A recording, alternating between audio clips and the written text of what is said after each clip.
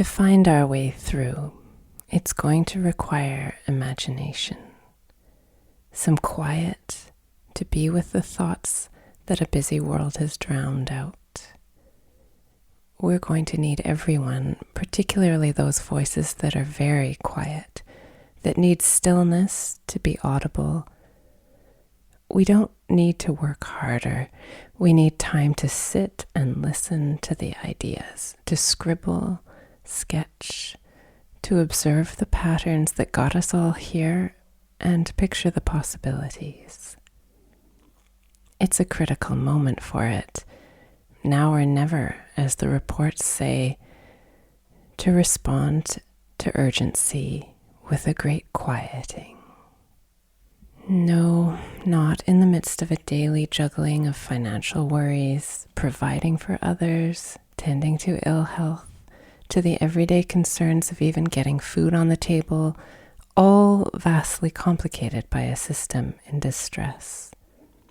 The argument for every one of us to have access to the fundamentals, a commons, is a strong one. We need everyone, but to be an activist, to build new worlds, we must have our needs met first. Enough needs being met, the moments I find are often very early in the morning, not fully awake to the concerns of the day, before I engage with people, information. The cat joins me in a similar state of mind, purring to maintain a meditative flow. Then I can access something wider than my small self, something that carries me.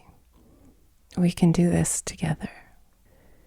Every day that goes by, it is clear that those in power don't know what's next any more than the next person.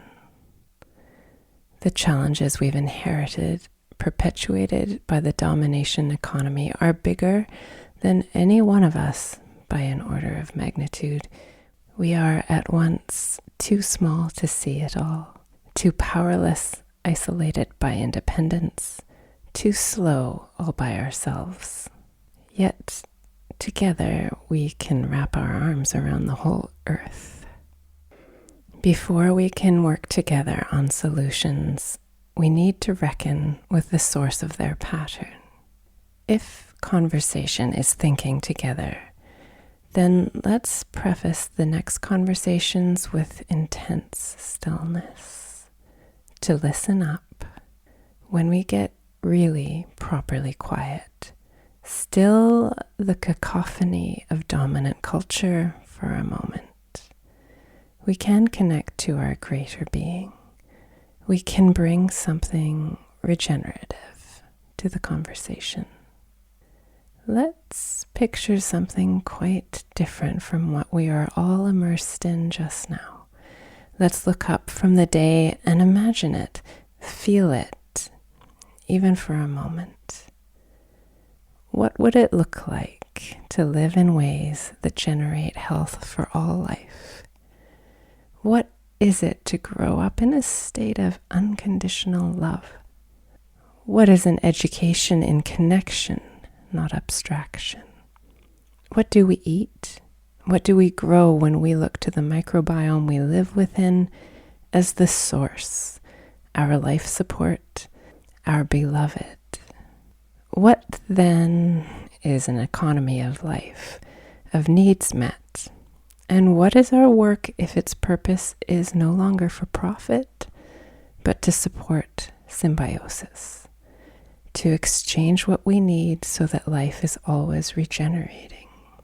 What is a society of collaboration, not competition, a politics of flourishing equality? What are the greater patterns? What are its details when we make decisions in harmony with living systems? We needn't repeat the failures of our collective past. We are already beginning to live our answers to these questions. We can consider what those quiet voices have to say about life-supporting ways of being and reimagine a future attuned to the patterns of life. This small work is a remix of a piece written a few years ago in the spring.